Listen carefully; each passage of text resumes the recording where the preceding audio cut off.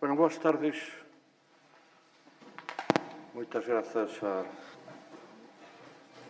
todos os asistentes presentes aquí ou conectados a través do éter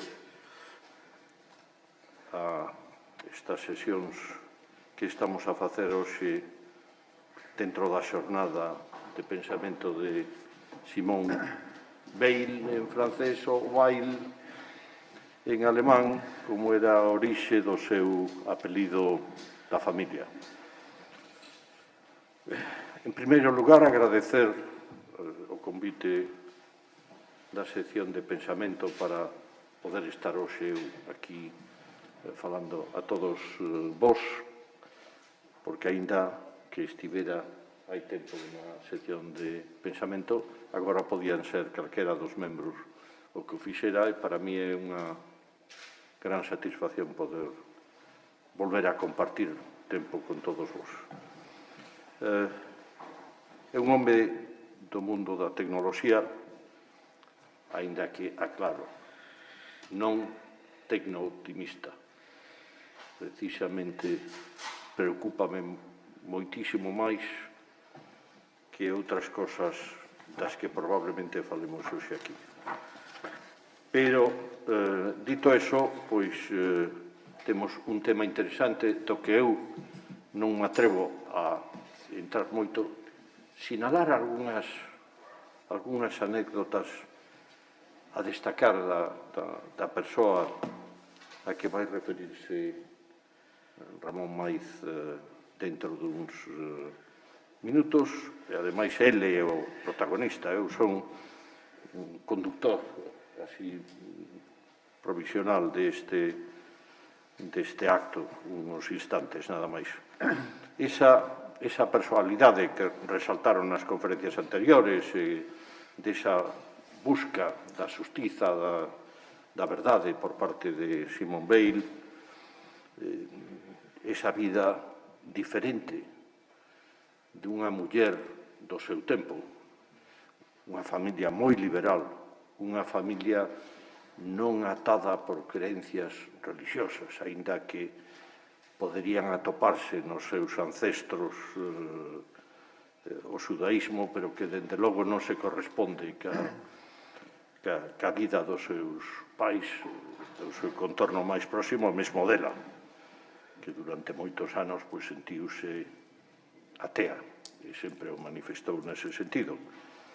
Dunha persoa fisiolóxicamente frágil, que aos 3 anos xa operan de apendicite e que despois, digamos, ten moitas enfermedades. Ten unha miopía que aos poucos anos de vida xa ten que poñer gafas para estar no colexio. Unha muller que remata morrendo de tuberculose, pero tamén casi que de fame. E non porque non tivera recursos, senón por ese ascetismo que practica ao longo da súa vida e, sobre todo, ao final da súa vida. Aquelo que non podía comer máis que aqueles que comeran, no seu caso, os prisioneros franceses na Francia ocupada. E, polo tanto, arriscando a súa saúde debilitada pola tuberculose e, polo tanto, sin suicidarse, si non axudando moito aos médicos no seu traballo. Unha muller que busca, como todo o mundo duxo, a xustiza, a verdade, por distintos mecanismos, pero, sobre todo, unha muller seducida durante os primeiros anos, é difícil falar de primeiros anos cando vive 34 anos. Nada máis que a idea da revolución. Ela que sinte pequena, con moi poucos anos, esa sensación de que ese orgullo francés leva a que o Tratado de Versalles tenga a vontade de humillar o inimigo vencido, a necesidade de cambiarlo, da revolución, de cambiarlo por medios sempre pacíficos, porque parte da súa relación coa súa contorna máis próxima e despois co seu mestre, que foi Émile Chartier, Alain, e que foi o que, de alguna maneira, lle pasou moito do seu pensamento e lá o fixo propio.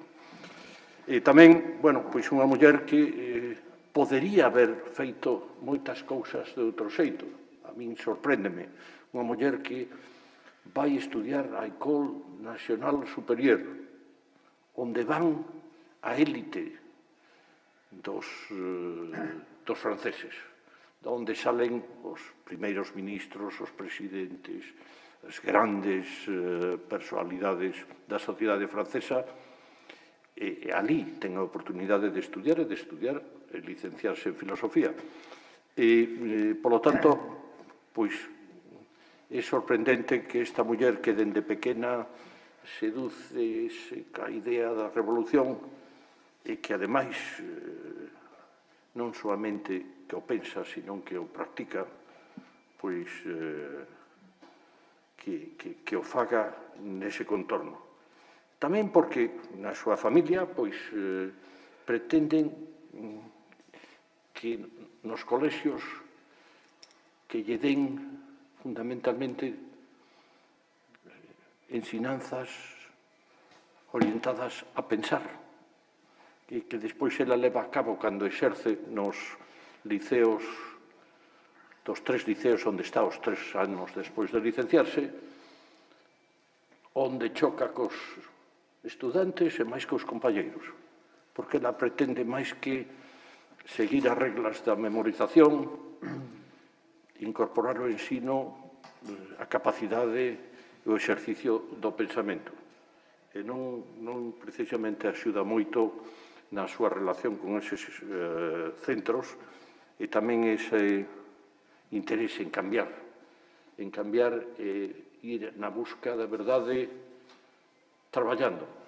Perdoar, o mellor eu, dende o meu punto de vista, pois estou a facer unha análise un pouco diferente ou quizáis un pouco primitivo do que esa persoa, pero o que é para min. Entón, a min, pois, sorpréndeme moito ese paso tan importante que dá de vivir nunha contorna dunha media alta dentro da sociedade a tomar esa decisión de eu obreira, operaria, traballando en 3 ámbitos da industria pesada de Francia, non no comercio, non traballos sinxelos, senón traballos para unha persoa fisiolóxicamente frágil, de traballar cas fresadoras, cas troqueladoras, na cadea de montaxe, que é o que lle resulta peor, porque tamén o pago é por número de pezas feitas, e ela, que é excepcionalmente inteligente, pois ten unha, podíamos decir, menos capacidade ou dificultades co dibuixo, cas manualidades. Non lle van as manualidades. E así no colexio, o dibuixo, a cartografía. Toda a miña xeración, a xeografía, tiña moito de cartografía e de dibuixar mapas e atopar en eles os distintos accidentes e todas estas cousas eran importantes e se non tiñas unha boa man para o dibuixo, pois non o podías facer. Pero claro, ela, eses anos nos liceos onde ten que loitar contra a marea, pois rebélase frente á orden social que lle din non, as cousas non hai que facelas así, hai que facelas desta maneira, e contra os poderes establecidos. Iso leva a participar en grupos sindicais, reunións de comunistas,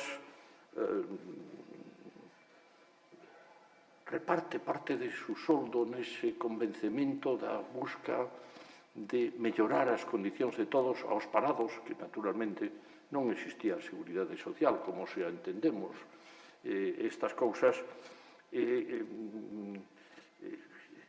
aínda que entende a acción sindical como unha acción que ten un objetivo claro, o control obreiro, pero, por outra parte, prudente, enérxico, pero metódico, coordinado, unha cousa que buscaba a non violencia nos seus actos. Certo que termina participando no bando republicano no ano 36, vai ao frente, aínda que inscríbese como reportera, non o fai como tal, vai ao frente debido a súa miopía, ten un accidente ao pouco tempo de chegar, sufre quemaduras de segundo e de terceiro grao e é repatriada a Francia pois con unha certa replicidade. Pero fai porque di que cando se a guerra é unha calamidade, pois non queda máis remedio que tomar parte, hai que facerlo co grupo al que pertenece un, e, polo tanto, o fai así. Pero, ao mesmo tempo, pois é unha muller que admira a Trotsky. León Davidovich, pois, sinte unha especial atracción por él porque considera que ten un carácter forte, a súa lucidez, e consigue que, a min pareceme unha casualidade, pero tamén unha casualidade das que están cheo o mundo, que convida a súa casa a Trotsky, e cando marcha Trotsky lle comenta que nesa reunión se constitúe a Cuarta Internacional na casa dos seus pais. Polo tanto, pois, mantén esa relación de oposición ao poder establecido. Mais nada, non vou entrar en moitas máis cousas porque temos que escontar a parte de Ramón, que é unha visión de outro ámbito a vida de Simón Weil. E vou permitirme, sei que Ramón é un home coñecido, pero tedes que permitirme que resalte a miña opinión. É coñecido, recoñecido, pero creo que hai cousas que hai que decir de Ramón, e como apuntei aquí uns números e non quero errar, pois vou permitirme mirar estes papeliños que fixe. Licenciado en Dereito no ano 76, Premio Nacional de Doutoramento en 1984, xa non de Dereito, sino de Ciencia Política, que é o que foi a súa vida, catedrático, pois hai casi 30 anos, pouco lle falta.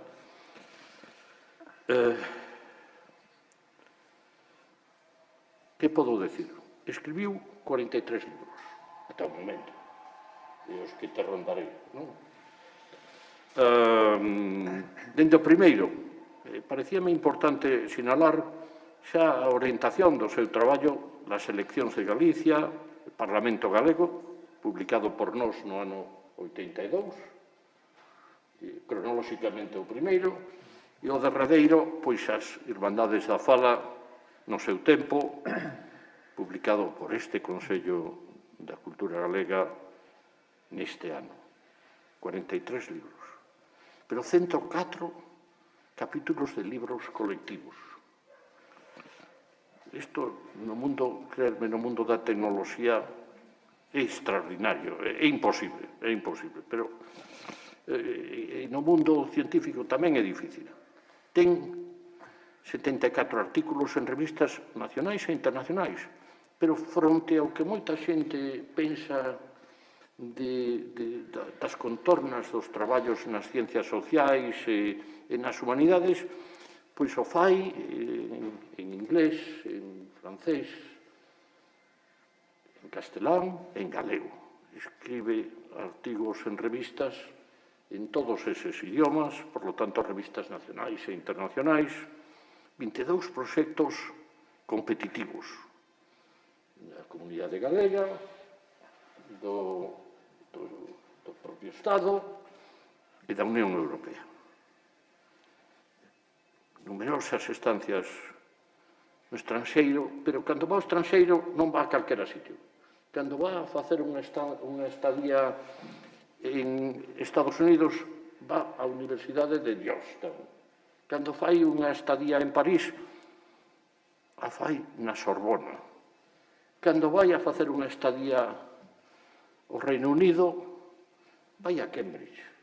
É dicir, e por iso, a min, parecían 36 teses de doutoramento. A primeira, pois, dun home ben coñecido para todos nós, que é Francisco Camaño. E penso, polo tanto, que é algo que merece a pena resaltar. Sai uns cuantos anos tamén desa tese. Pero un compromiso tamén fora do mundo académico, do mundo científico, porque, como todos, moitos de vos seguro que coñecedes, é o fundador e presidente da Fundación Iniciativas.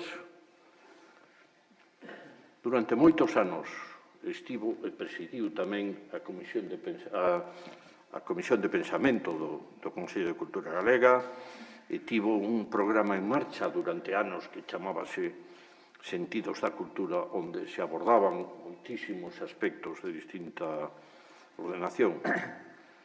Eu lembro da colaboración que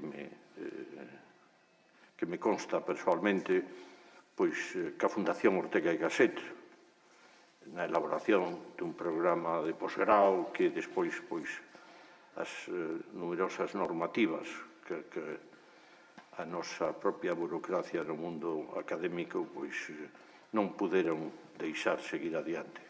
E mesmo as novas que están a piques de comenzar. Sempre pensando e lembrándome, ten unha fotografía ali no despacho, se parece bastante a él agora, pero notables diferenzas na mesa de elaboración do Estatuto Galego no ano 1980. E, polo tanto, pois, comprometido con este país de moitas formas durante toda a súa vida profesional. E, máis nada, solamente creo que a min quédame a aprender, espero que vos disfrutar do que vaya a contar este home do que fixen unha moi breve relación, pero parecíame importante, porque as cousas no mundo académico parece que quedan no mundo académico e creerme, podo falar con bastante coñecemento de causa, o seu currículum non é normal, todo o contrario, é excepcional dentro dos currículums que estamos afeitos a ver. Nada máis, deixo a palabra ao que é o protagonista, que é Ramón Maiz. Moi ben, pois moitísimas grazas. Moitas grazas pola presentación que só a amistade pode xustificar. Moitísimas grazas pola invitación do Consello, da sección de Filosofía, Carmen, e a organizadora das mesmas, porque a verdade é que, a diferencia de todas as que falaron neste ciclo, eu nesto son outsider, porque o meu descobrimento de Simone Weil, pois ser odio foi realmente o fío de determinadas casualidades intelectuais. Por lo tanto, esta oportunidade que se me brinda sérveme como para, por decirlo así, saldar unha débeda, porque cheguei de esguello, diríamos, a Simone Weil no seu momento, a polémica, en primeiro lugar, de Sartre e Camus, sería precisamente o fío do debate, do compromiso político e a diferente valoración da obra de ambos os dous, cando, da man de Camus, coñecín a Simone Weil. Por certo, que coñecín tamén a outra muller extraordinaria e moi esquecida entre nós, autora de María Casares, verdad? Autora dun dos libros máis fermosos que se teñen escrito, ou polo menos que eu teño lido, Residente privilexiada.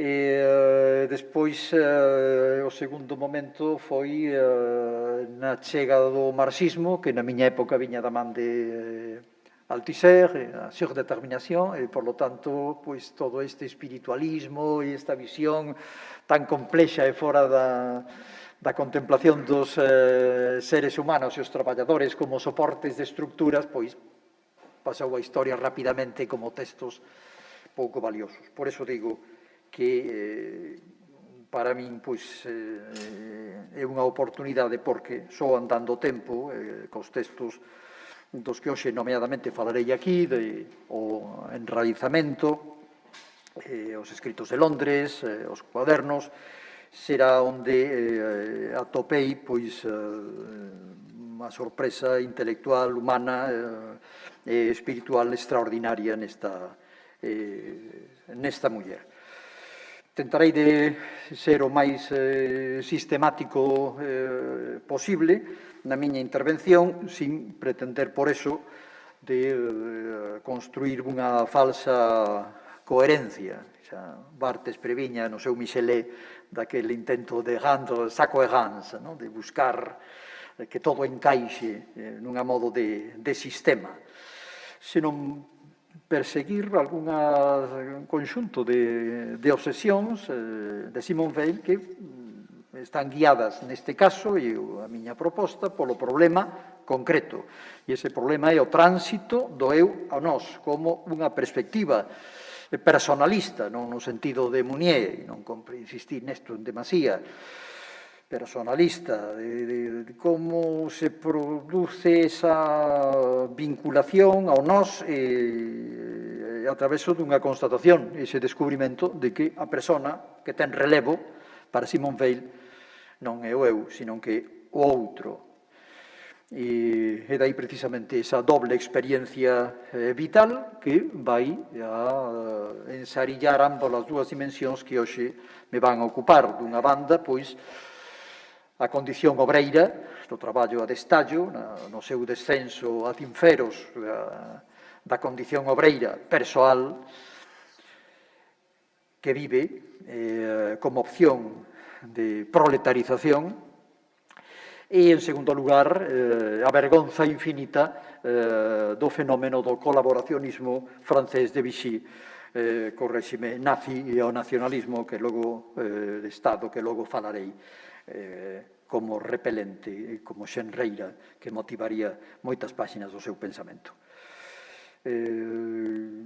A miña idea frente a outras interpretacións, algunhas das cais como a de Mary Dietz no seu momento, que estamos ante unha sorte de misticismo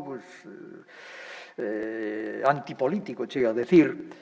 Mary Dietz é precisamente a miña antítese nesta perspectiva. A súa vocación da xustiza, ese dualismo xustiza e amor, que para ela son a mesma cousa, é político, non metafísico, e constitúe a súa obra, e por demais a súa vida, pois un exemplo de que o personal é político. E é precisamente nesa estofa, esa urda política profunda do seu pensamento na que quero insistir da man dese achegamento a outro sufrinte, os miserentos, e nunha grande distanza, por máis da polémica, recordemos aquel outro que para Sartre, en Wicklow, l'enfer, c'est les autres, pas besoin de grill, non precisamos parrilla porque o inferno está nos demais. El, de xeito un pouco máis tardío, rexeitou a interpretación que levaba a entender o conxunto dos demais como un inferno, pero a perspectiva de feila lonxase sideralmente desta perspectiva. E non se alonxa precisamente da man dunha mística soidade ou de pechamento e reclusión interior, o seu non é unha actitude de recollemento, por máis que isto constitúa unha base fundamental da súa actitude vital e de pensamento, senón precisamente política.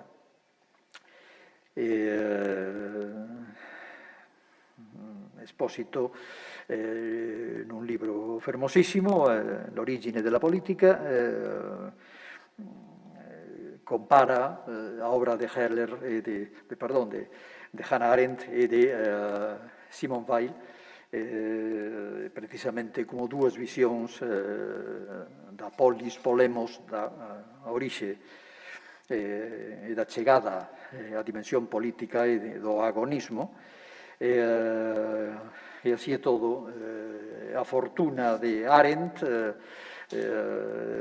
digamos así, teceu unha sombra sobre Weil, como logo terei ocasión de insistir, por exemplo, no tema das emocións.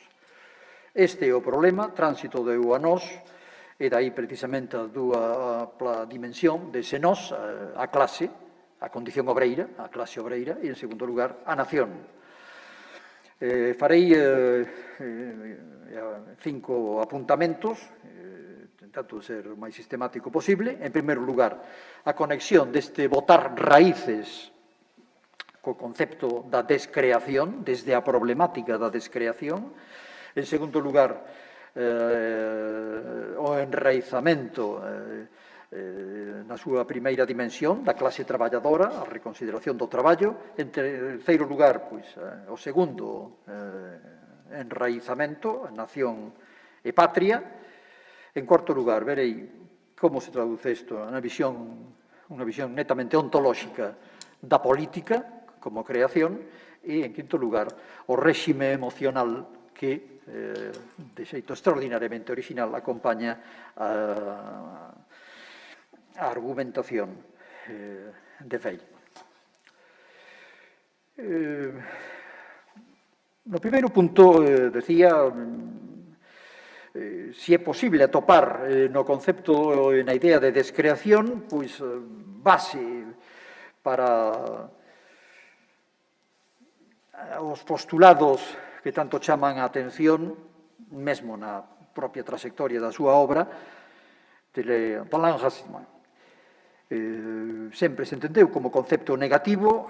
A idea que tentarei subliñar é que, pola contra, non se trata aquí de mera, digamos así, especulación. É un concepto certo de enorme complexidade. Escollerei simplemente pois algunha dimensión, diríamos, de descenso para o material e a práctica. A idea, vencellada directamente con descreación, de o que ela chama acción non axisante, é dicir, acción non axente. Esta idea básica, en principio, é un retirarse, esa presenza que se propón como unha modalidade de ausencia, esa mirada cara ao outro expresado pola negación de un mesmo. Decíamos antes, Espósito o di de unha maneira fermosísima, acción coincidente co propio retirarse. Pois esta é a idea da descreación que alonxa da contemplación, decíamos antes, do pechamento ensimismado, da mística soidade, nos termos nos que para algúns se tentou de ver, o concepto de Descartes, por exemplo, da Sidenheit, dese pechamento e clausura interior.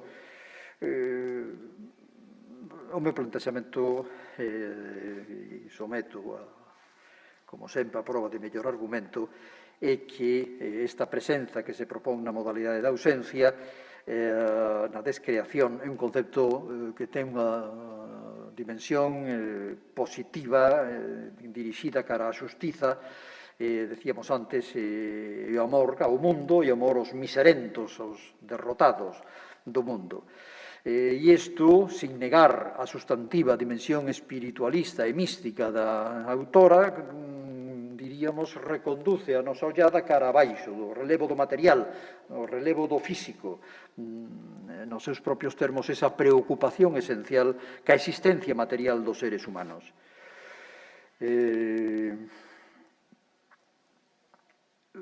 Positivo, non espiritualista, nese sentido reductivo, porque a retirada de Deus é justamente a liberdade dos seres humanos. A acción é o elemento fundamental, constitutivo da descreación, non a retirada do mundo.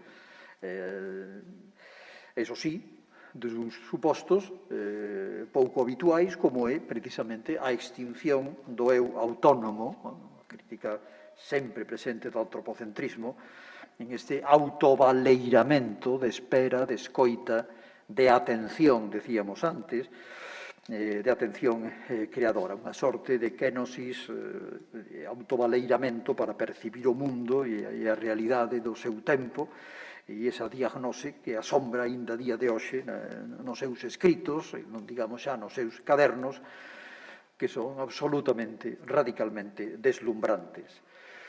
A idea básica é que esta perspectiva de autovaleeiramento supón unha nova percepción do mundo. E, polo tanto, a idea básica é, de cara á acción, unha nova perspectiva. E esa nova perspectiva que atende, precisamente, dito nos seus propios termos, as cousas que nacen e morren, quere decir que non se perde a realidade exterior, senón que é volver a vista, precisamente, cara á realidade, pero dentro dunha nova perspectiva. E aí é onde, como ela subliña, la source grecque, a idea de necesidades humanas, materiais e espirituais, ocupa un lugar central. E dai a atención, e esa idea de atención entendida como consentimento e apertura á necesidade. Por eso é atención creadora. Por eso, da perspectiva da espiritualidade, pasamos ao nivel da descreación, de aí decíamos antes, en terceiro lugar, a acción non axente, e dai a atención e ao consentimento da necesidade. Isto é precisamente o que a leva a conciliar esa nova actitude ca necesidade da ciencia social e atención a Marx e aos procesos sociais, o estudio e a análise do capitalismo, sobre que logo volverei. A perspectiva da descreación, diríamos así, transforma esa presenza do sobrenatural, que para ela xoga un papel decisivo, pero a idea básica é ler no mundo o reflexo da luz natural. En algún momento nos cadernos di así: problema social, restringir o mínimo a parte do sobrenatural indispensable para facer a vida social respirable. O obxecto da miña investigación non é o sobrenatural, senón este mundo. O sobrenatural é a luz. Le surnaturel, c'est la lumière. Esta é a idea, e daí precisamente que non se trate simplemente de que a descreación supón esa actitude individual e, polo tanto, imposible de impoñer como proceso individual, non imposta aos demais, non descreación desde fora, como acontece, di ela, na escravitude ou na violación, senón que leva xustamente a este mundo, é dicir, as condicións sociais. Dito rapidamente, son as condicións sociais as que deben facilitar a descreación. Esa idea de sentirse chez soi, non? Sentirse en casa, ao milieu de la matière. Sentirse en casa no medio do mundo é o elemento central. E é justamente aquí, na análise das condicións sociais que facilitan a descreación, como acción non axente de apertura a ese consentimento da necesidade, onde aparecen os intermediarios sociais, as condicións sociais, materiais e culturais, di ela, dunha descreación consentida. E iso son as raíces, o enraizamento. Daí, precisamente, o tránsito que leva de textos como La pesanteur e la grâce, que se ten traducido tantas veces como a gravidade e a gracia, onde se pode ler claramente que é necesario desenraizarse, dice, non hai que ser eu, pero menos aínda hai que ser nós, exiliarse de toda a patria terrestre, a consigna básica a estas alturas de la gravidade e a gracia, de pesanteur e la grâce, precisamente, il faut se déraciner, buscando esas raíces como, justamente, pesanteur e non gracia, a o que lemos no enraizamento, onde botar raíces é precisamente a necesidade máis importante e descoñecida da alma humana. Raíces sí, pero botar múltiples raíces. E son botando raíces como percibimos, recibimos a totalidade da vida moral, intelectual e espiritual a través dos medios, dai raíces, aos que forma parte naturalmente. Por eso nos escritos de Londres insisten que a alma humana precisa, por riba de todo, en ser enraizada en varios ambientes naturais, e que resulta criminal todo intento de desenraizar a un ser humano ou impedirlle botar raíces. En definitiva, a descreación nesta perspectiva descendente compre recordar que mesmo no seu texto, La pesanteur e la grâce, se di claramente que a graza é a lei do movimento descendente, que non é simplemente a pesanteur que conduce a gravidade cara abaixo e o mundo místico, senón que a gracia ten doble movimento de subir e baixar, descender con esa nova actitude e perspectiva cara ao mundo. La grâce, c'est la loi du mouvement descendant. Daí as raíces. E as raíces son a ponte necesaria entre, dunha banda, as necesidades sociais e, doutra, a xustiza sobrenatural como vieiro. Daí dicíamos da descreación e acción non asixada, a atención ás necesidades, desembocamos nesta peculiar visión das raíces, que xa polo que levamos visto, enfocada desde a descreación, nada ten que ver co retorno a unha identidade colectiva, quer de clase, quer de nación. Vexamos, en primeiro lugar, segundo punto, a primeira das dimensións aludidas. Botar raíces da manda clase obreira, o mundo do traballo. Recordemos brevemente como para o pensamento liberal o traballo aplicado aos bens, nomeadamente a terra, recordemos en John Locke, dá lugar á propiedade, a propiedade remata en dereito, pero remata tamén na perspectiva da liberdade. Traballo, terra, propiedade, liberdade, dereitos.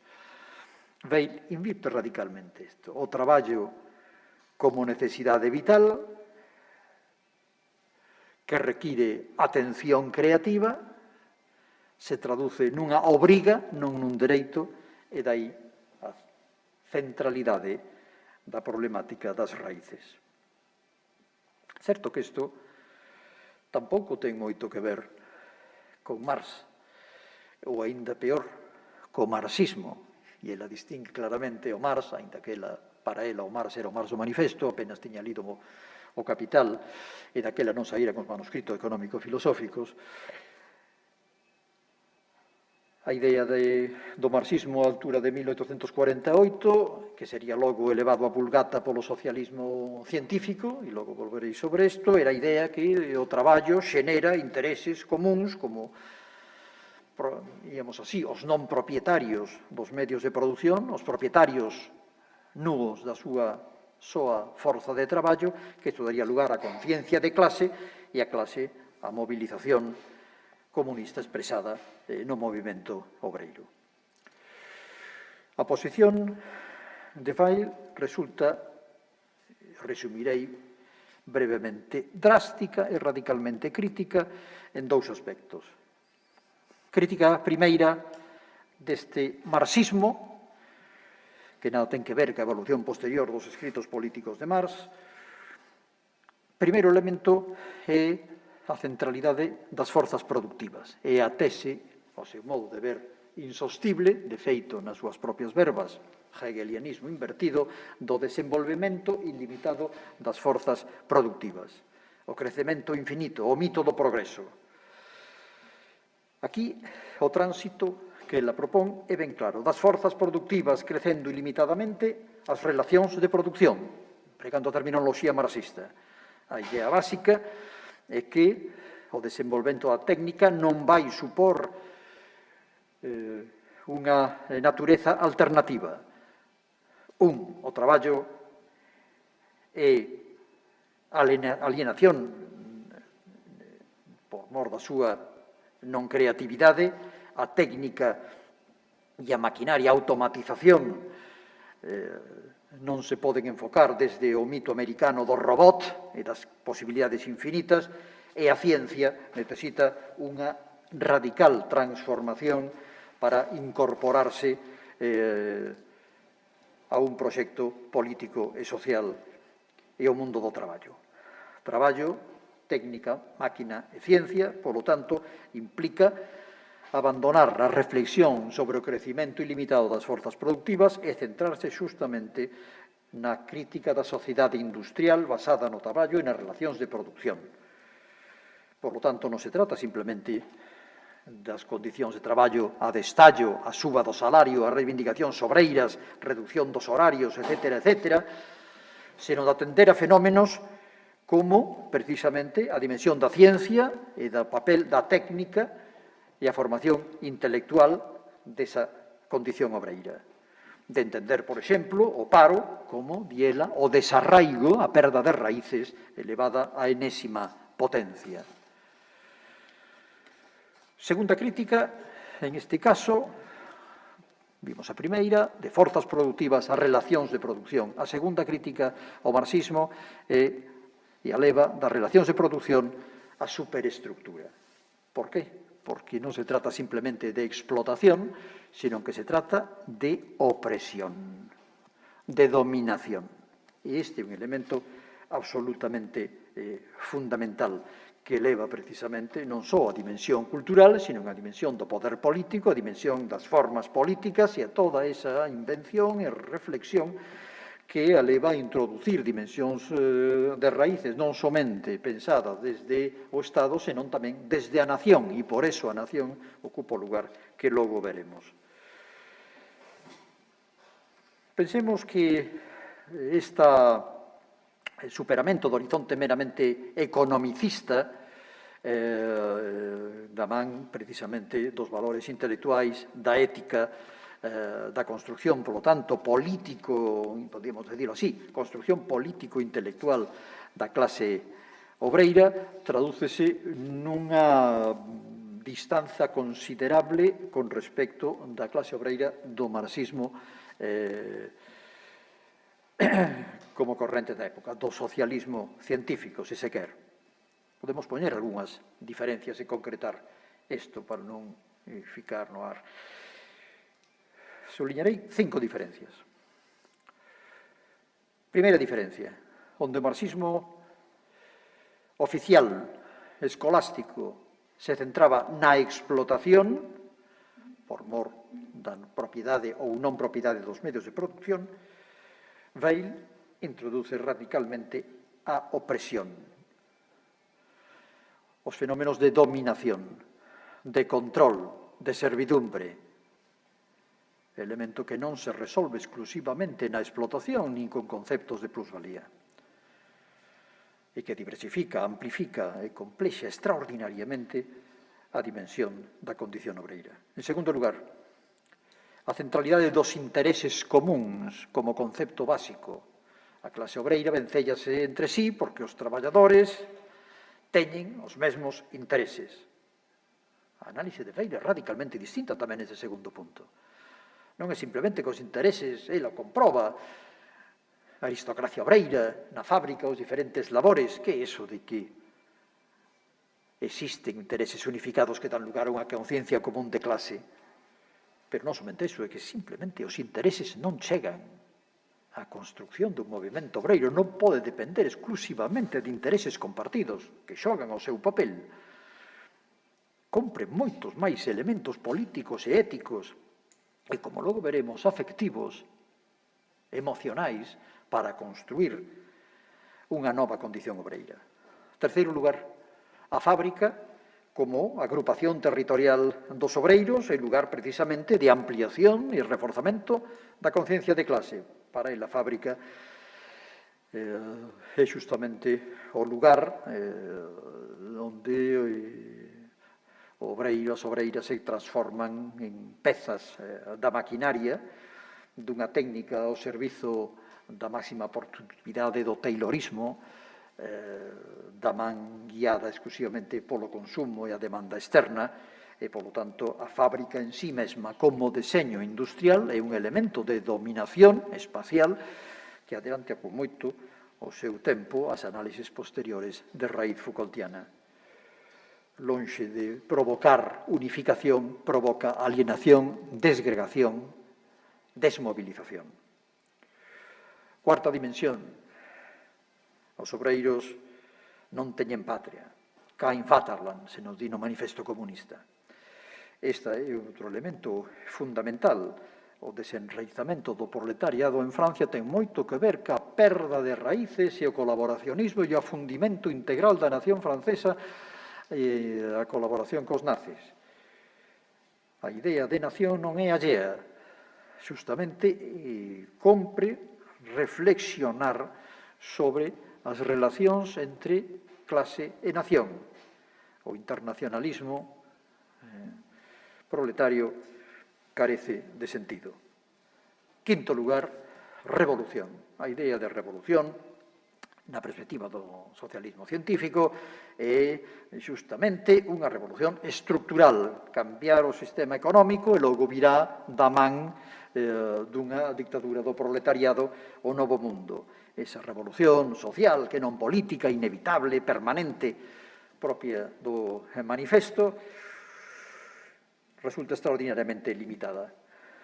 Na construción dunha población traballadora de novo tipo, a revolución ten que ter uns componentes radicalmente distintos, non só estructurais, senón personais, individuais, éticos, afectivos. Son dúas críticas fundamentais da reelaboración do concepto de clase. Clase entendida non como mera expresión dunha coincidencia e compartir intereses, senón como proceso ético-político e afectivo de construcción. Daí esa idea dela de construcción dunha condición, e o di exactamente así, construcción dunha condición obreira verdadeiramente nova, mediante, e expón a continuación, un plan de enraizamento.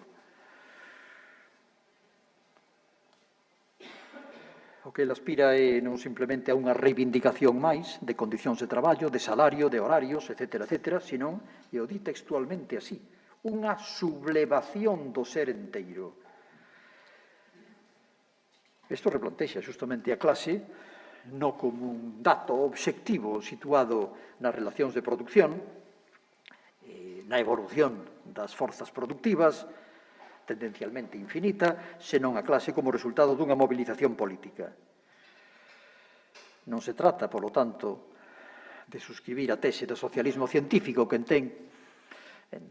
sostén claramente que o propio coñecimento da situación de explotación levará á mobilización do proletariado. Non fan falla ideais, daí a crítica ao utopismo, socialismo utópico, desprezado por Marx. É preciso abandonar esa idea de que o comunismo é o movimento real, porque eso implica que está xustamente como unha visión inmanente no estado de cousas do capitalismo. A propia conciencia da realidade da explotación dará lugar á mobilización e a xénese milagreira dunha clase obreira. Para ela, ese movimento real, no que Marx, por certo, insiste no seu comenzo, ese Wirkliche Bewegung, nunca será un movimento real. Non son un movimento interno, inmanente, fai falla, xustamente ese alento ético, ideais, valores, emocións,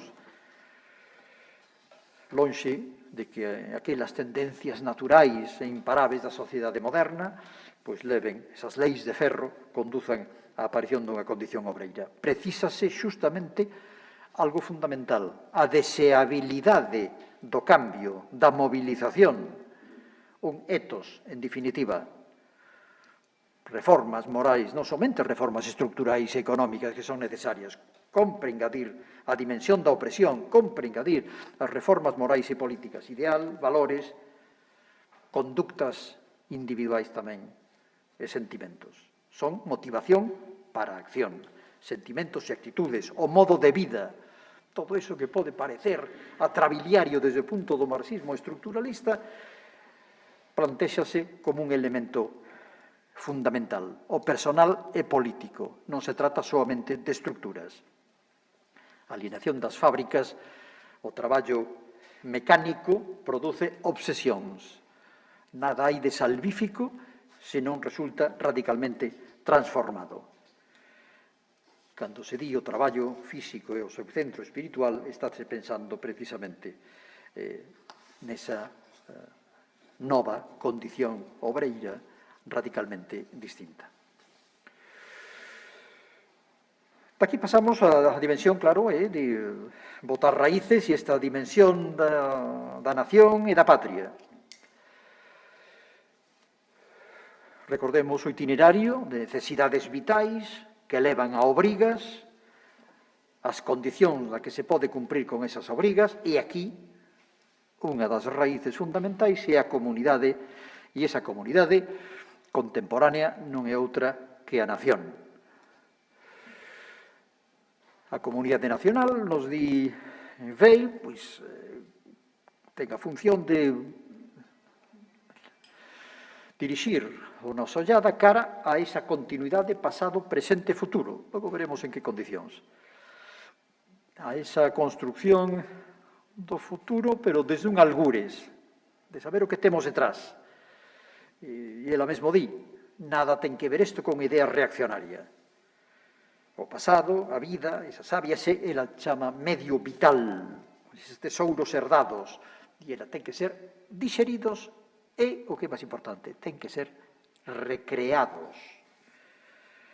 De aí a necesidade de arraigo, de enraizamento nacional, e de aí precisamente a enfermidade espiritual, esa perda da comunidade, a nación como perda da comunidade na que viven os franceses xustamente, non só pola invasión nazi, senón precisamente polo colaboracionismo e, como logo tentarei amosar, pola propia formulación do nacionalismo francés até ese momento. De aí que esa destrucción do pasado, da asimilación cultural, non é simplemente cuestión de crítica, e o que chama máis atención, das modalidades agresivas do nacionalsocialismo. A súa ollada se dirixe directamente contra tres fenómenos ben distintos. Contra o nacionalismo francés dominante, contra o cosmopolitismo, en segundo lugar, e en terceiro lugar, contra o patriotismo cívico republicano, ou, podemos decir, mesmo, daquela traballou tamén achegando un proxecto de constitución, o patriotismo constitucional, tan en boga, por certo, entre nós. Rápidamente, un pequeno análise destas tres críticas. Frente ao nacionalismo do Estado francés, é dicir, o nacionalismo da grandeur, da France éternelle, aquí se amorean as dimensións da súa crítica. Porque, por unha parte, o nacionalismo francés ten a gala a ser nacionalismo do Estado, de tal xeito, que tan é así, que o Estado substitúe a nación. Moriela, cando se fala de soberanía da nación, fálase de soberanía do Estado, a nación como a outra cara do Estado.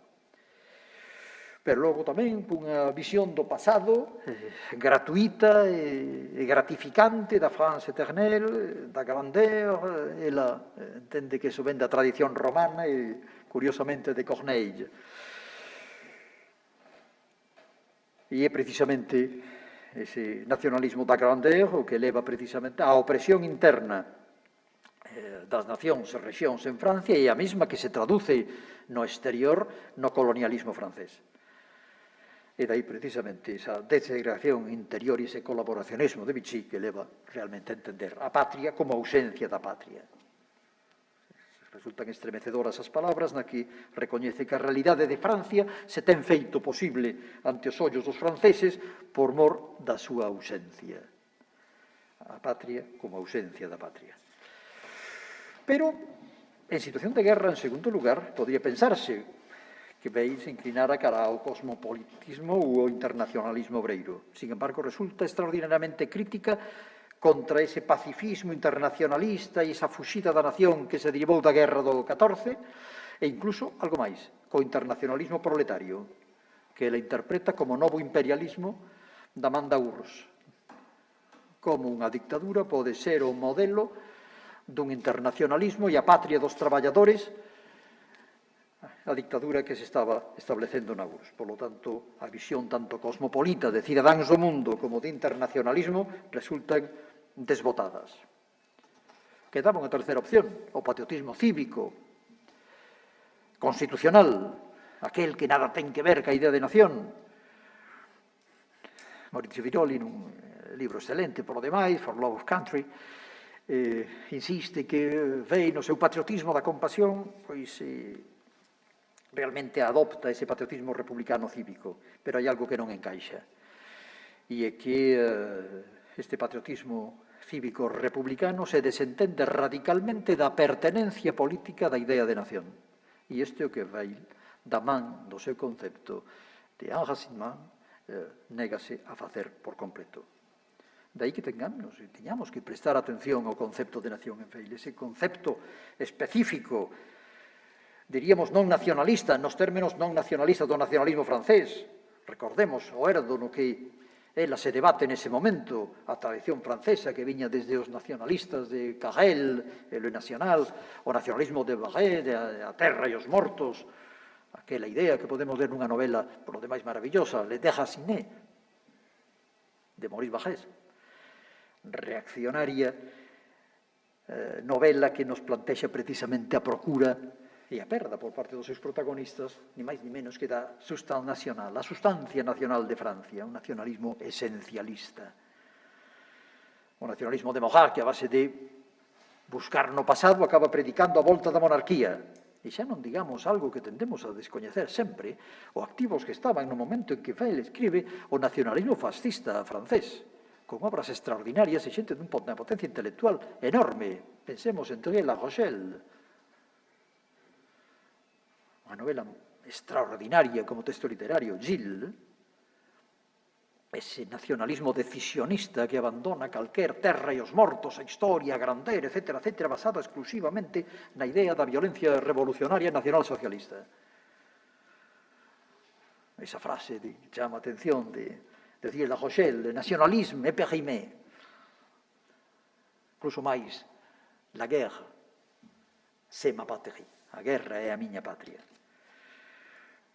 Molnier, Brasilac, ese nacionalismo decisionista, todo isto é sometido por Weil, traballando na idea irrenunciable da construción dunha idea de nación, e unha idea de nación que se opoña clarísimamente a esa cantinela, diríamos así, do absoluto inmutable do ser francés. Decíamos antes, da sustancia nacional, por decirlo con Marat, l'absolu imitable de l'être français.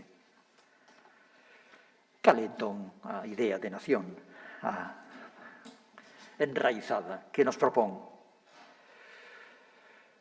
Simone Weil? En primeiro lugar, a valoración da comunidade, a necesidade de dar conta de ese medio natural, medio vital, que constitúe, di ela, a lingua, a cultura, a historia. Nos escritos de Londres se ve e fala desto. É preciso recobrar para ben e para mal a propia historia. Ela subliña dous momentos fundamentais. 1789, aquel momento, diríamos así, auroral da nación francesa e da liberdade, que seguida deu lugar ao terror e a dictadura xacobina e finalmente, ni máis ni menos que a Napoleón e o Imperio, e ela destaca sobre todo 1871, a derrota da Comuna de París. como momento en que a clase obreira ainda non se ten recuperado en Francia desa desfeita. A necesidade da comunidade, da cultura, da historia, quere decir, temos, como seres humanos, en este caso franceses, unha necesidade a que compre prestar atención creativa e que nos crea obrigas, pero iso quere decir que debe ser sometida a atención creativa a escrutinio normativo, a depuración, porque toda nación, a francesa incluída, é unha mistura de ben e mal. Falar da historia quere decir darse de frente, petar contra esa tradición histórica e sometela a escrutinio. Valor da comunidade, pero para proceder á súa crítica. En segundo lugar, a idea de que son medios vitais, pero é un determinado medio vital, hai outros. Ela nos di, está a nación francesa, pero hai tamén sentimentos regionais en Francia. Que foi deles, amando o Estado centralista, que asoballaron toda a vida local e regional? O traballo, a profesión, non exclusivo, non hai prioridade da identidade nacional, por máis que sexa nacional, sobre outras dimensións, e mesmo sobre identidades nacionais internas que foron asoballadas no curso da historia, na construcción da man de Richelieu, do Estado francés e da man dos jacobinos na súa prédica de il faut anéantir les patois. Por iso non se pode predicar a autenticidade, unha visión única, senón o pluralismo, a aireación externa diela, compre a aireación máis que nunca. Arraigo con aireación e dentro acentuar as diferencias. Esa diela necesaria efervescencia da idea será a que nos libre da inercia mental, pluralismo ideolóxico, pluralismo de ideas de nación.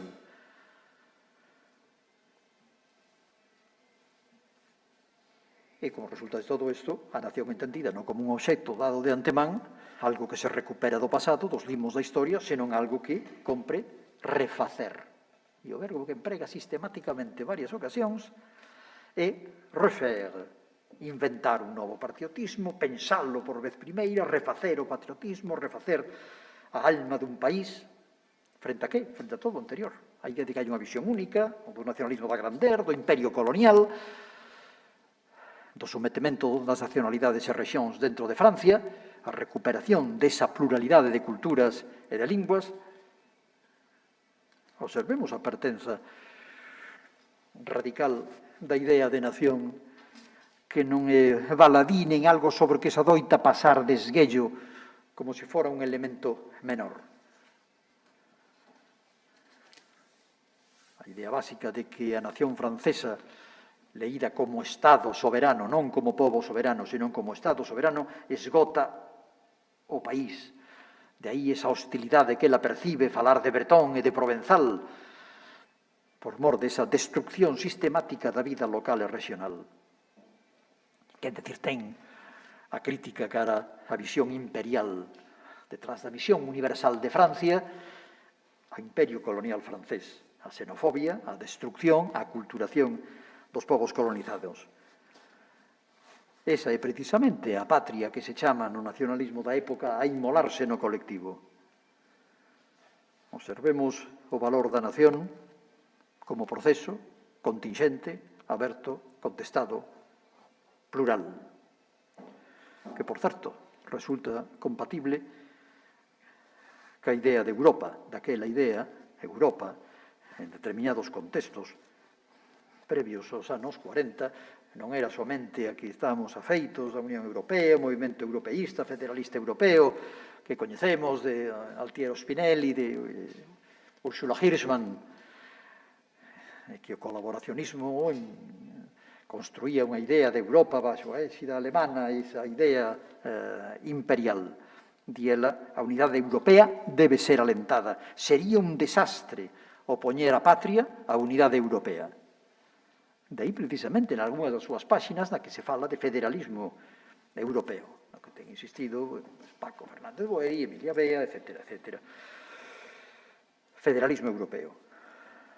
federalismo interior dos Estados. Mesmo se entende que a Alemania, e insisto, o seu objetivo non é o nacionalismo alemán, sino o nacionalismo francés en todas as súas alternativas. A idea básica é, por exemplo, o podemos ver nun texto, reflexión sobre a orixe do hitlerismo de 1939, onde non só se rexeita a idea de nación soberana nun mundo europeo, senón que se entende que a maneira, non só para Alemania, sino para moitos países europeos, viríalles ben xustamente unha estrutura federal. Temos en conta que somente en 1941-43, se coñecerá no 44, será o manifesto de Ventotene, aillados e detidos, presos, Spinelli e os seus compañeiros, que daría lugar ao movimento federalista europeo. Isto, imos avanzando, lévanos a reconsideración do Estatuto, cuarto elemento do que quería someter a consideración dos presentes e das presentes, que é a idea de política. Porque poidera entenderse que tanto falar do enraizamento como medio natural, quer no traballo, quer na nación, pois teríamos tanto unha perspectiva materialista centrada no traballo. Por certo, recordemos que no seu prólogo de 1967 a historia con centro de clase, que lle obligou a Manolo Sacristán retrasar tanto a edición en Grijalbo da obra de Lucas, Historia e Conciencia de Clase, unha das autocríticas que Lucas introduce precisamente entender que tanto concepto de praxis, se non está fundado materialmente no traballo, convírtese nun concepto místico, di. Recordemos, para ver precisamente a posición de Simone Weil e a pertinencia da reformulación da clase obreira como condición obreira, que desde a perspectiva do marxismo científico sería algo banal. Pero poidera pensarse tamén que na idea de nación, como medio vital, medio natural, decíamos antes, estaríamos ante un organicismo da nación. É dicir, retomar esa perspectiva de unha atención que recolle, se abre ao mundo da nación sen máis. Pola contra, hai un xiro inesperado nestas páxinas últimas de Beinos escritos de Londres, volvo a decir, no enraizamento, que é precisamente a recuperación da política. E semella incrible, di exactamente así, nunha democracia o desleixo e o desprezo pola política. Frases como é un político, son cousas da política. Frente a iso, ela contrapón radicalmente, di a política é un arte, o mesmo que a creación artística. Refacer a nación, refacer a condición obreira é movilización política, e a movilización é arte. Por qué? Porque é creación. É dicir, a política non é unha dimensión puramente expresiva de intereses e identidades dados. A política é unha dimensión ontolóxica, productiva, creativa de intereses e identidades, e logo veremos, de emocións.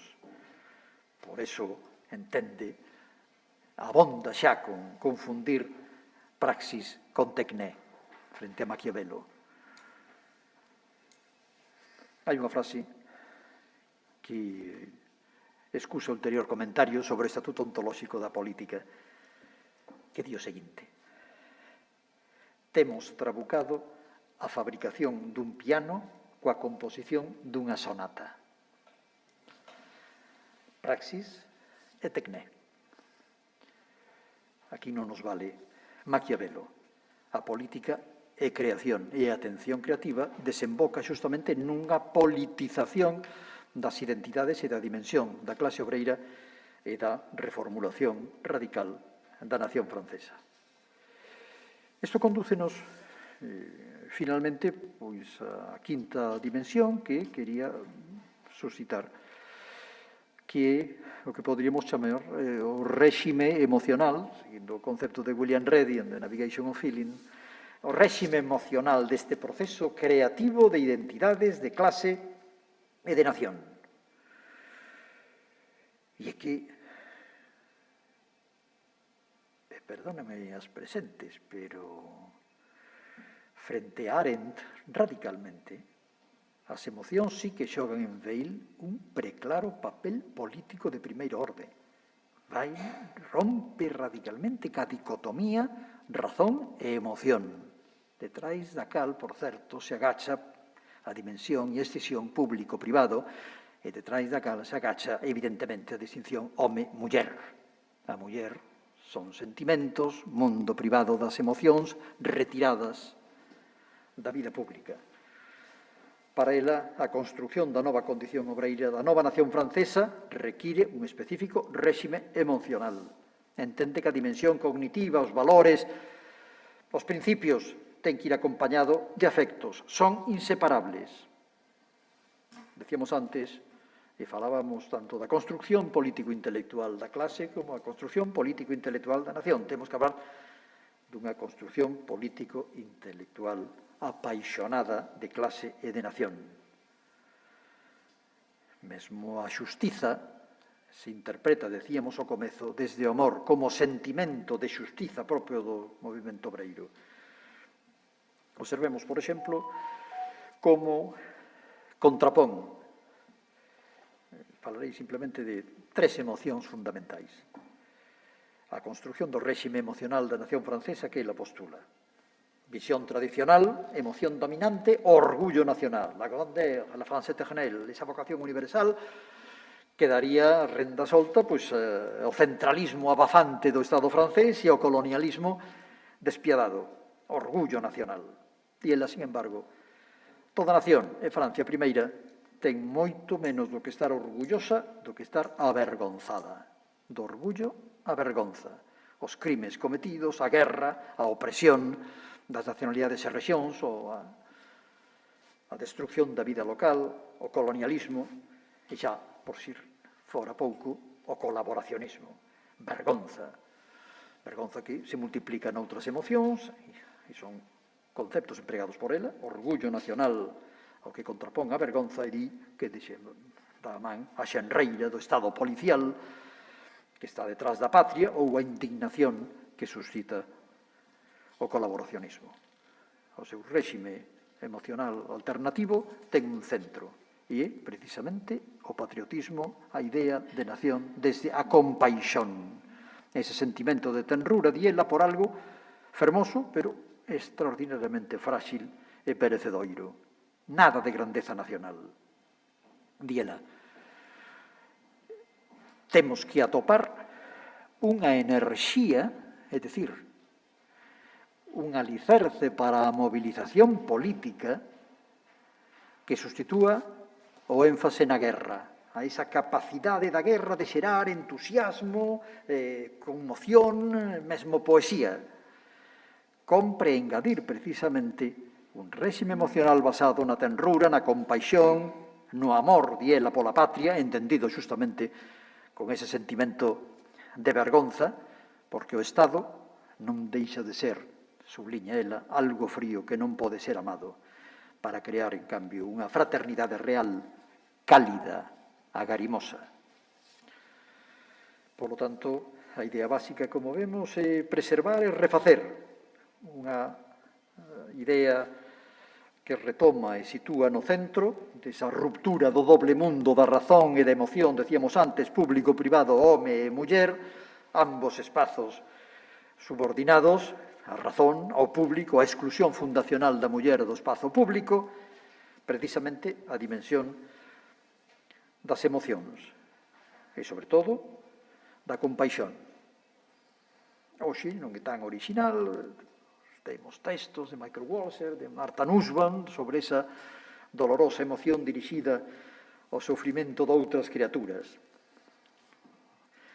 Naquel momento, falar precisamente da compaixón implica atender a unha dimensión fundamental desa outra idea previa da nación e da clase como construcción, porque a nación é un elemento fundamental tamén para configurarse como nación pobo, como conxunto de traballadores. Decíamos antes, sobre a base de que? Da desgraza dos miserentos, ese coñecemento da realidade da desgraza. Pero a compaixón pola patria dáse a man con ese coñecemento da realidade e da desgraza que teñen os traballadores. daí esa obriga de construir unha nación que consiga a paz civil, di ela, moito máis importante que a paz internacional. En suma, e remato, da man de este concepto aplicado de descreación e atención creativa, desembocamos xustamente nunha recuperación do Estatuto da Política, dunha tensión creadora extraordinaria entre o espiritual e o material, entre a memoria e a invención, entre a razón e a paixón.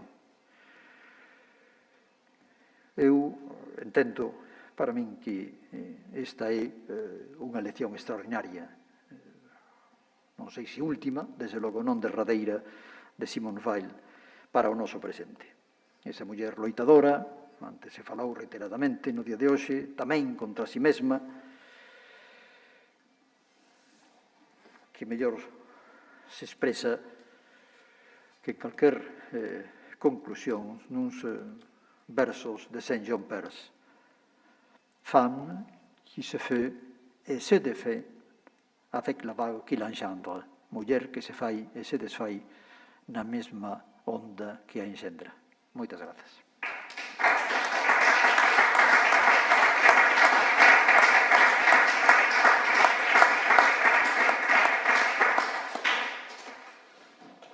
Moitas grazas, Ramón. Abrimos o turno de preguntas aquí aos presentes, alguén dos foráneos, sí mesmo. Un momentito. Gracias. Non sei se se oye. Bueno, vou a sacar aquí un momentiño moi rápido porque coa máscara non se vai ver nada. Pero hai que deixala. Bueno, pues entón berro máis. Nada, moitas gracias, profesor Máis, pola súa conferencia. Sempre un gusto inmenso aprender das súas clases ou das súas charlas neste caso. Eu quería facerlle unha pregunta a modo de pretexto para acabar de entender e de comprender o pensamento de Simone Weil, que descoñecía e me parece tremendamente atractivo, non? E a pregunta, un pouco fácil, no contexto que se vive ahora mismo en Francia, que sei que vostede é moi coñecedor tamén diso, no que un dos plantexamentos que se fan nesta pre-campaña das presidenciais sempre tan longas, non? De crise existencial, que aportaría o pensamento de Simone Weil, ou mesmo para poñelo en términos moi xornalísticos, que diría Simone Weil se levantara a cabeza e se atopara con que en 2021 un dos temas centrais dunha campaña das presidenciais é a crise existencial da nación francesa.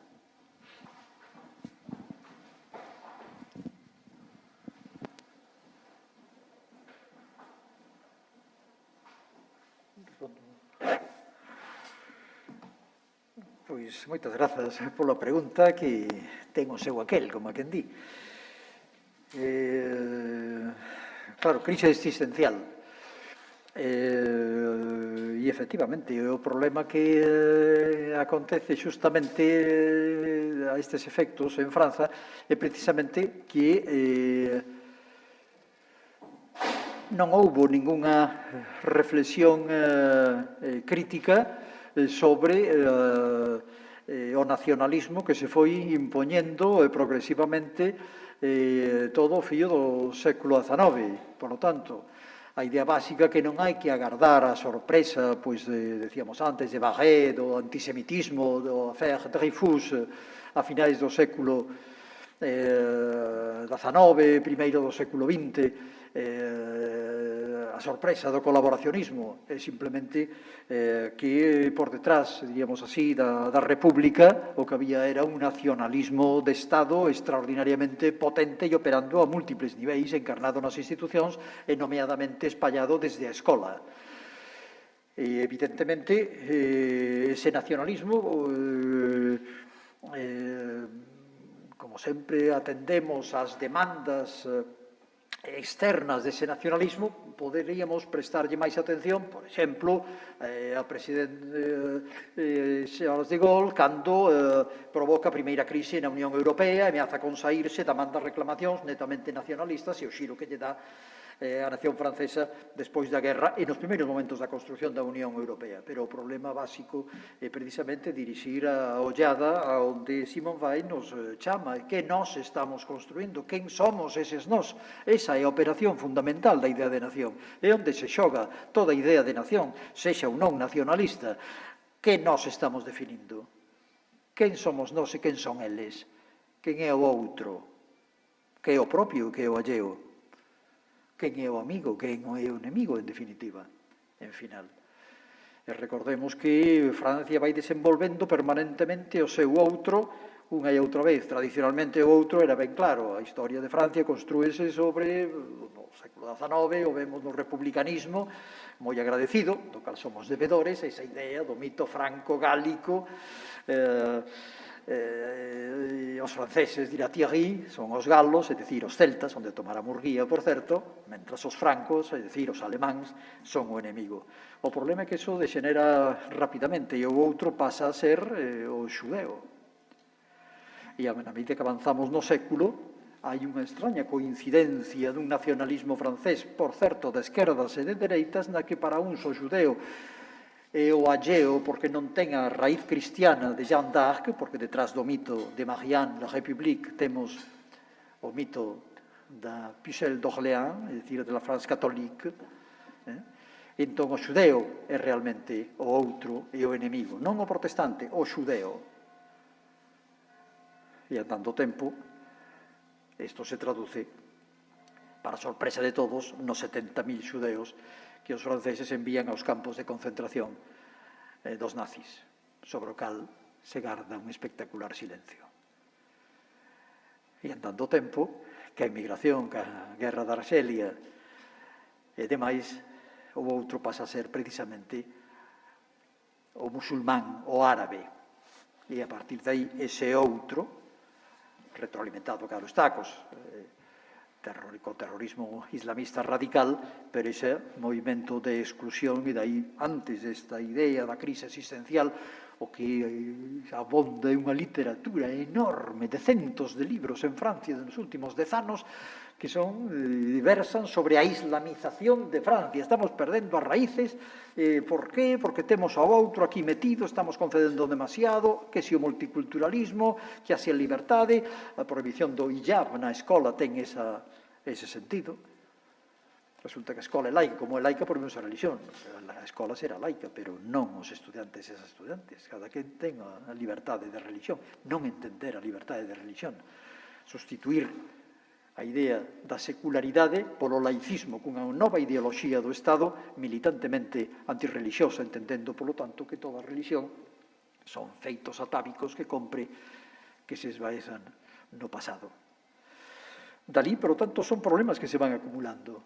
Sempre se foi construindo un nós da man da Grandeur e dun suposto universalismo que permitiu, por certo, legitimar que Napoleón exportara, por así decirlo, a suposta revolución da man do Código Civil, invadindo, generando unhas guerras napoleónicas nas que mulleron millóns de europeos, e dai ata hoxe nunca houve unha recepción crítica. Houve algún debate sobre a colaboración. Cales foron as razóns do colaboracionismo de Vichy? Toda esa vergonza da que fala Weil. Todo isto resulta absolutamente incorrecto políticamente. Como se pode escribir nestes anos, a máis con 34 anos, sobre o nacionalismo francés, tendo aquí o nacionalismo alemán que nos está asovallando, invadindo e destrozando toda Europa? A súa reflexión non vai por aí. Non se dirixe ao nacionalismo alemán.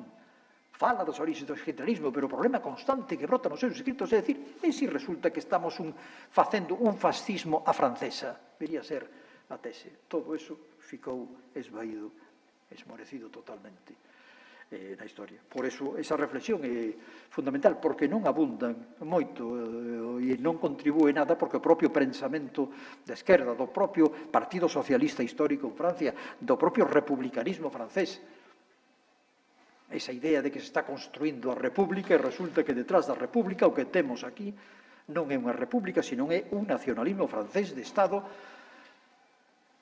que actúa en todos os frentes, eliminando as libertades locais, promovendo unha centralización extraordinaria, impoñendo un relato histórico oficial nas escolas, unha lingua oficial nas escolas. Recordemos que na Revolución Francesa apenas un 30% dos franceses falaban francés, falaban euskera, bretón, alemán. Todo isto é produto dun sistema escolar, dun exército de Napoleón, como escola de socialización francesa, e a creación dunha nacional. Todo iso foi revisado en Francia? Non tal, apenas un nacionalismo sustituía a outro dos nacionalismos e ao debate fundamental cando ele escribe, como puntei antes, ao debate entre o nacionalismo máis organicista, o que viña da tradición, da terra e os mortos, a historia, para algúns mesmo a necesidade de por qué non recuperar a monarquía, nos di Maurras, pero claro, aquí estamos afeitos a recordar autores como Renan, que nos din que o concepto voluntarista de nación, lemos nos manuais de historia.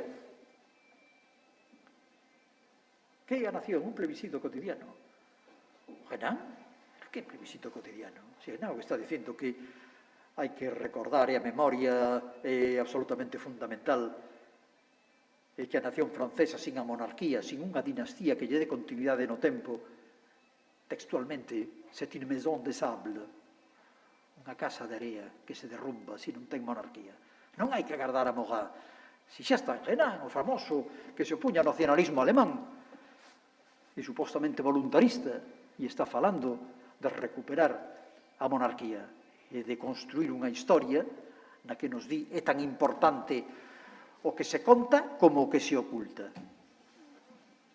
Por lo tanto, a lucidez, e dai, como eu confesei, que cheguei a Simone Weil non desde o punto de vista da súa visión da condición obreira, senón da visión da nación francesa, e atoparme cunha reflexión dunha lucidez extraordinaria, incomparable, pero precisamente porque tiña eses plantexamentos radicalmente distintos a poder dirixir unha atención creativa que aquí resultaba absolutamente impotente de dar conta do que estaba acontecendo. Sí, a seguinte pregunta, por favor. Aquí, Carlos. Bueno, brillante, pero esto é complexísimo. Fixeches unha moi interesante delimitación da idea de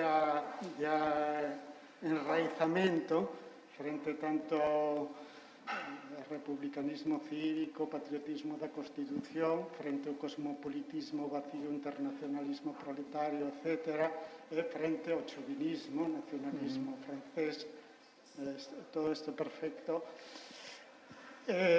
Aquí complica un pouco a situación xa o uso do término nación, porque precisamente ela consideraba que era un término xa marcado, porque está ligado ao Estado, está ligado a poder, entón xa habría que neutralizar esta idea para defender efectivamente o que hai aí de comunidade que se perdeu precisamente con a mesma constitución da nación, non? Os bretóns, etc., provenzais, etc., foron arrasados na constitución da nación. A nación é un elemento máis abstracto frente ás culturas locais. Todo isto. Pero todo isto supón necesariamente unha contradicción con a idea, e facías alusión a ela, o desarraigo necesario para o acceso á verdade, o desarraigo necesario para neutralizar o eu, porque eu é un gran erro, o eu, e non digamos o nós, sino o eu é un erro, o nós. Entón, como defender, por un lado, isto e isto outro? O decimos, bueno, esta é unha obra que non podemos buscar aquí sistematicidade. Bueno, unha cousa é non buscar sistematicidade e outra cousa é abrirse máis a contradicións, paradoxas e tal. Eu penso que hai lazón en isto, que hai articulación posible nisto, que non hai contradición.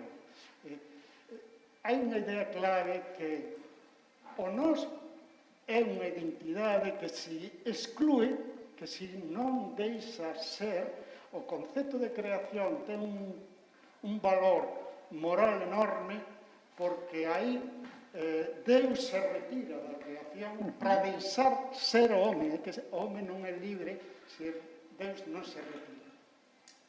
Entón, o nós, se ten unha identidade que exclúe, tu dixeches moi ben, o suxeito fundamental non é o eu, nen o nós, sino o outro. Se o nós non deixa ser, entón é cando se afirma esta creación frente a descreación, etc. Entón, a única posibilidade de, penso, é un nós, efectivamente, é necesario arraigo, no? Na Europa dese momento, isto sí podía estar de acordo con Arendt, todo o que era non ter o dereito a ter dereitos, non? Sí, sí. Está vinculado claramente a un arraigo, non? Entonces, se necesitamos ese arraigo, e, polo tanto, un nós, ten que ser, en certo modo, un nós que non se sabe a si mesmo, un nós que non se sabe a si mesmo, porque se é un nós que se afirma como diferencia frente a outro, entonces inmediatamente estamos nesa contradicción co concepto de discreción. ¿No? Entonces, isto é unha primeira aproximación. E unha segunda que está en todo isto.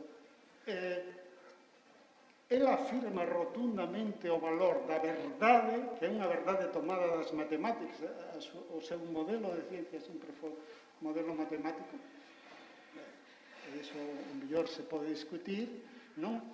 É claramente universalista, é dicir, os valores morais non son valores relativos, non? E de aí a defensa que fai de, no fondo, a verdade do cristianismo neotestamentario, non?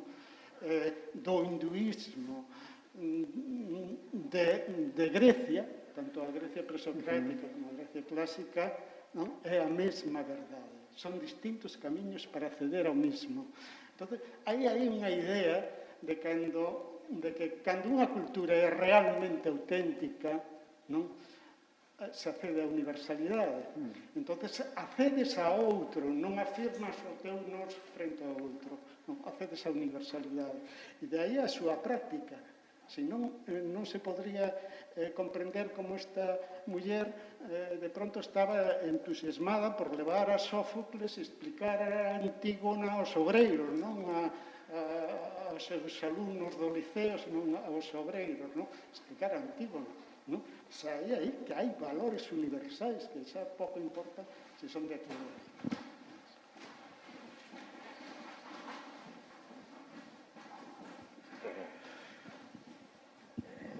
Claro, perdón? Sí, vamos a ver, dúas cuestións. Con respecto á primeira, a diferencia que existe, tal como eu vexo, entre as posicións que se poden ler en a gravidade e a graza. É preciso desfacer, é peor o eu, é terrible, pero aínda peor é o nós, hai que desfacerse de calquer dimensión colectiva e da patria, desarraigarse, etc. Pode ser así. A outra dimensión que lemos no enraizamento. É como si aquí o cambio fora precisamente da man desta idea de descreación e de creación, digamos así, de atención creativa, a posibilidade de resignificación radical que ela fai con respecto á clase obreira, entendendo que esa idea de que hai un interés común, se a clase obreira xa sabe o que quere, porque son máis, están nas fábricas, teñen un objetivo claro, logo movilización comunista, logo dictadura do proletariado. Ela entende que é preciso cambiar a estofa moral, política, colectiva dese suxeito de creación e, polo tanto, todas esas misturas, non só educación, formación intelectual, todo o que ti apuntabas, etc., etc., pero fai tamén a idea de nación. Non podemos deixar, debería ser a mensaxe, a nación nestes termos. Diela, o que nos queda é a nación. Que ímolo deixar? Nas mans do chauvinismo francés? Prescindir del radicalmente, como pasaba a partir de 1914, no pacifismo insenuo, cosmopolita, no internacionalismo proletario, os traballadores non teñen patria? É preciso meterse aí dentro, mancharse as mans no barro, na lama da nación e facer unha nova síntese, por eso di ela, refacer, inventar unha nova, o vocabulario é tremendo. É dicir, que sai daí non se sabe, pero ten que ser participación obreira, unha nova idea de nación, non calquer tipo de nación como pobo. Claro, polo tanto, a idea básica é que sempre está o perigo, con todas esas cousas que di ela, e isto hai que decirlo con moito cuidado porque podemos pasarnos ao outro lado, efectivamente, porque estamos creando un nos excluinte e que a ver quen deixa fora, e ese é o problema, diríamos así, da fronteira interior, claro, quen deixamos fora, quen é fora o noso enemigo, quen é dentro o noso enemigo. Pero a opción dela, eu entendo que a estas alturas, claro, entende que justamente con esa capacidade de reformulación é posible chegar a unha nova síntese, pero a mensaxe é clara, non se pode prescindir da nación. Nunha democracia non podemos entender da nación políticamente construída, por eso hai que revalorizar a política a continuación, por eso temos que ver que emocións. A política como creación e a emoción non do orgullo nacional, senón da vergonza que nos leva a compaixón. Observemos como cambian os términos porque ela se sente capaz, efectivamente, de desenvolver esa perspectiva. E claro, con respecto á verdade, aquí temos un problema, porque claro, ten que saber a verdade científica que sempre existía moito desto, Manolo Sacristán e todos eles sempre existían, que poñías esa idea de ciencia, verdade, etc., etc. Pero podíamos plantexalo, diría eu, ao tipo Michael Walzer, thick and thin, unha dimensión universal enraizada en lugares concretos, dimensións universais de obrigas, por certo, non de dereitos. Podemos chegar a un acordo de que existen verdades universais éticas e compartidas a fixar no seu momento, pero unha dimensión universal, pero que ten que estar enraizadas en comunidades concretas. Un acceso mediado ao universal, non un acceso directo ao universal. É dicir, un anticantismo radical, por así decirlo. Non é un obrar de tal xeito que tal xeito de obrar sirva de norma universal, senón que a partir do que tes de redor construir e chegar a acordos de universal, e daí precisamente esa idea de Federación Europea, etc., etc. Eu diría thick and thin. É dicir, dimensións que son propias de cada cultura, que son valiosas, pero valiosas porque temos decidido, non porque veñen de atrás sexan valiosas, ollo, que son obxecto dunha depuración e dun debate a que ela está propoñendo é someter a un proceso de deliberación a Constitución da Nación, non simplemente unha Constitución, sino que son os valores que configuran a nación francesa. Quen son os nosos, quen somos nós, que é o propio, que é o alleo. Todo iso compre facer escenario público de deliberación de que son eses valores. Que veñan da historia é interesante, é importante, mesmo pode ser un tesouro de hiela, pero non nos garante que non nos veña justamente da man do orgullo nacional, da grandeur, da visión militarista, imperial e colonial. Ou hipercentralizadora e destructora do Estado que abafa e remata con toda a vida local interior. Por lo tanto, respecto desa verdade científica que está moi influida, iso permítelle, de un lado, dalle ese exceso, diríamos así, do universalismo que aparece a veces. Bueno, aquí a confluencia de culturas e volvemos por outra vía ao kantismo universal de valores universales. Pero, por outra, o que lle permite tamén a ela procurar na ciencia e ter un diálogo ca ciencia realmente asombroso. De poder detectar en obra de mar a necesidade de análise dos mecanismos sociais, de ver que pasa ca explotación, que non chega a opresión, etc., etc., de creer tamén nese análise de diálogo ca ciencia a outros efectos, a niveis de ciencia e demais. No primeiro asunto, resignificación. Na segunda resposta, cicatriz, unha dimensión máis dura, que digamos así, propia, máis de perto que temos con noso material, con que temos que traballar e que herdamos, aspirando a esa dimensión máis tenue, pero de valores universais, de obligacións, diríamos, na súa terminoloxía, universais. Claro está que ela ten ese alento místico que lle sirve de, digamos, de optimismo e de extraordinario, que quen o tivera, para albiscar no seu tempo de destrucción xustamente os sinais dese novo vencer. Eso é extraordinario, porque o fai cunha lucidez moi precisa en torno aos problemas concretos do seu tempo.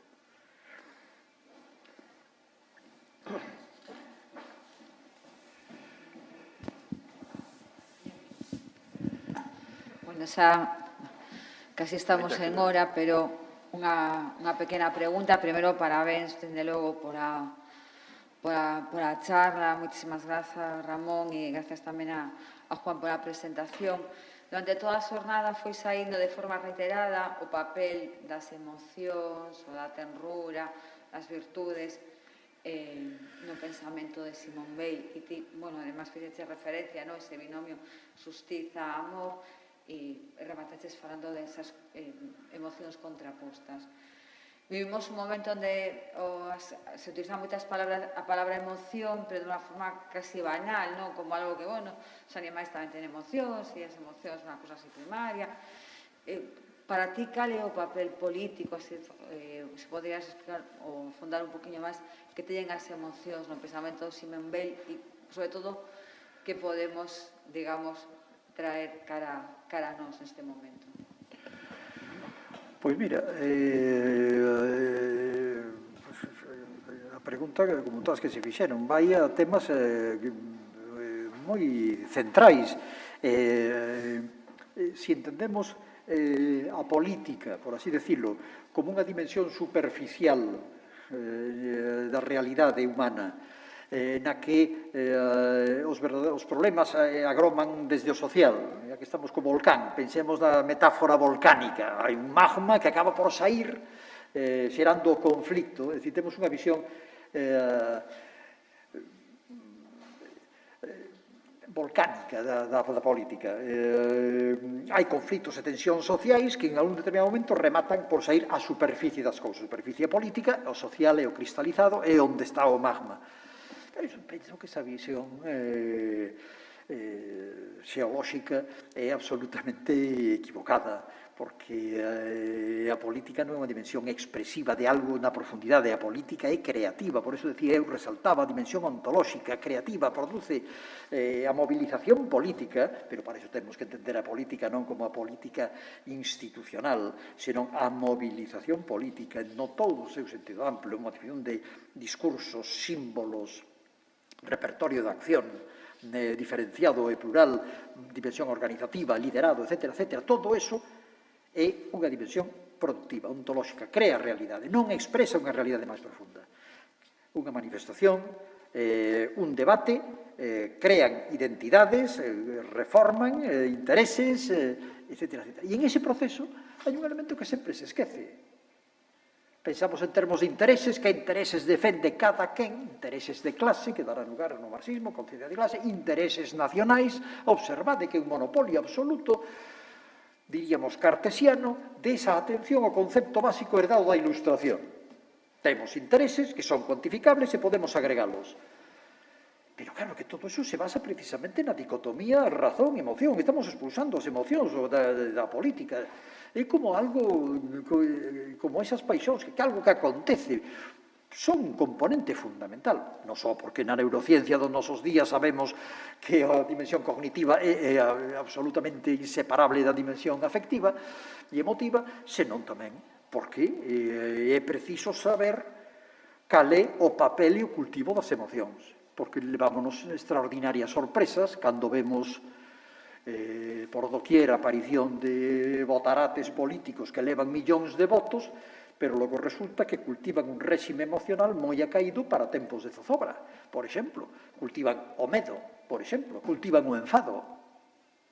E claro, Si un equivoca que é o que está pasando e un se dirixe a xente que está enfadada porque están esquecidos da sociedade, porque son perdedores da globalización, etc., etc., en termos de tedes medo á modernidade, etc., etc., estamos equivocando o discurso. O réxime emocional é absolutamente decisivo. Confundir, por exemplo, a presenza e o cultivo do enfado, por eso o linguaxe políticamente correcto, por eso o insulto do outro, a descualificación, a agresión, é un elemento fundamental, porque está xerando xenreira, está xerando enfado, elevando eso a enésima potencia. O papel do medo, vemos aquí na cuestión nacional, o orgullo nacional que impide de construir a idea de nación, todos son parabéns na historia da nación que se vai afirmando desde tempos remotos. Isto é un elemento central de todo o nacionalismo. Claro, atreverse a decir isto sí, isto non, temos que sustituir elementos de orgullo, misturalos con elementos de vergoña por cousas que se fixeron, que non podemos responsabilizar o outro que nos fixera, sempre os povos ansiados, sempre hai un enemigo externo, alguén que nos fixo dano, e nós que fixemos. Observade o réxime de orgullo, a presencia da compaixón, por exemplo, que ela introduce, da empatía. Todo isto son... E é un debate absolutamente necesario, diríamos, desde o punto de vista do pensamento, porque cada vez que analizamos a realidade política aparece en réximenes ben diferenciados nesa, que diría Reddy, navigation of feeling, esa navegación dos sentimentos. Moitas veces o que convence e o que moviliza, pero para iso, insisto, temos que entender a política non como unha forma institucional, sino como movilización, non como expresión dun suxeito, nación que xa existe, sino como creación dunha nación, non como expresión dunha clase que xa existe, sino como creación contingente dunha clase con elementos distintos, o do pobo, etc., etc., e ver precisamente que introducimos precisamente aí. Que intereses de quen, sempre decíamos, en beneficio de quen é esa nación, que son os intereses da nación burguesa, de quen se defenden os intereses, da nación popular, que son os intereses que están detrás. Pero tamén temos que introducir o seguinte debate, temos que ler a literatura das emocións que nos acompaña, negativa, sempre me decía María Xosé, cuidado con Espinosa. Claro, que temos esquecido que chegou un momento en que a ilustración radical precisamente abandonou o cultivo e o tratamento teórico das emocións para centrar exclusivamente en tema de intereses. A idea básica era que iso das emocións é cousa de sentimentos, é cousa de mulleres. Mirade os cadros de David, ali está, o xuramento dos Horacios. Os homes, cas armas, loitando por la república, porque é digno e decoroso, sei que morir por ela, e as mulleres chorando cos fillos al atrás porque os homes se van a morrer, etc., etc. Espacio público, privado, intereses, valores, principios, emocións, homes e mulleres. Esta é unha reflexión absolutamente necesaria. E compre afinar e saber cal é o papel do medo. E, claro, hoxe en día hai toda unha serie de análisis en psicología política que temos que incorporar nos estudos de como o medo o que fai é que, en contra do que se pensaba, a xente non se precipite, madure máis as opcións, en cambio o enfado leva precisamente a conducta partisana, ter outro como enemigo, e se alguén encirra o enfado, o cabreo que decimos, acabamos votando o tipo máis maleducado, máis brutal, máis salvaxe, máis antidemocrático, porque é o que queremos. Este é o que nos representa, precisamente porque si di iso das mulleres, precisamente porque insulta, porque non respeta ao outro. O réxime emocional é algo absolutamente, digo réxime emocional como conxunto articulado de emocións que desempeña, pero claro, para iso temos que entender que a política non é simplemente unha expresión de conflitos históricos ou sociais que venen de abaixo, sino que na política nos xogamos a identidade, xogámonos a nación, xogámonos a clase, quen pertence a clase obreira, cal é a clase obreira de hoy, fragmentada, e que non están fragmentadas as nacións. Non é todo un proceso de construcción, e os construímos todos os días, e os materiais son esos, son principios, son valores, son intereses, pero tamén son emocións. É o que digo, Weil chámanos a atención sobre a necesidade de introducir unha reflexión polo miúdo que ben que cualifica a compaixón, vergonza, orgullo, indignación, etc., etc. Unha pregunta máis? Ben, pois moitas grazas por a vosa presencia, mesmo ata hora de pechar a porta. Sí, aquí... Sinal que vai... Moitas gracias. Moitas gracias.